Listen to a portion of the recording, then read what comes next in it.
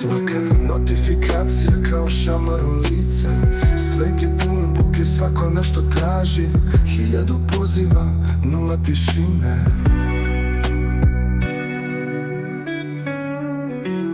Vidio sam svih preporuka, ali čitao ih nisam. Ne moraš da mi šalješ srce i smajliće. Nije to zbog tebe, nego ne mogu više. Online sam, ali mogu li da ćutim? Nije valjda da zahtevam previše. Svaka notifikacija kao šamar u lice.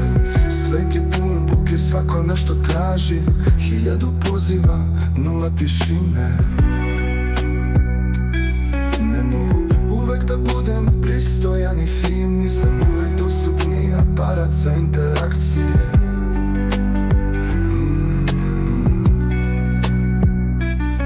Možete li bar malo da me ostavite na miru? To što sam dostupan ne znači da pišem za tebe. Javit ću se kad mi glava ne suji, kad klikovi utihnu i svet mi ne bruji. Javit ću se kad mi se sabere dan, dok sam senka, daleki sam. Ne cimaj me ko da sam ti dužan. Znam da imaš story, ali ne moram sve da slušam. Ako me voliš, ne smaraj me u hodu, jer sam više od ikonice u dostupnom modu. Nisam dužan da se javljam svaku minutu, ni da recitujem prijateljstvo dok uzdišem u ćošku. Neću da objašnjavam zašto sam hladan. Ja nisam status, ni tačkica plava. Imam pravo na ćutanje, pravo na pauzu.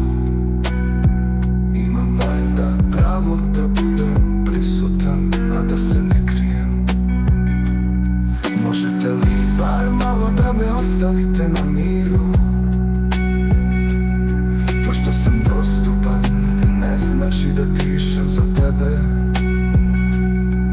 Javit ću se kad mi glava ne suji, kad klikovi utihnu i svet mi ne bruji. Javit ću se kad rešim da sam živ, do tad sam samo duh, emotivno ispražnjeni sin.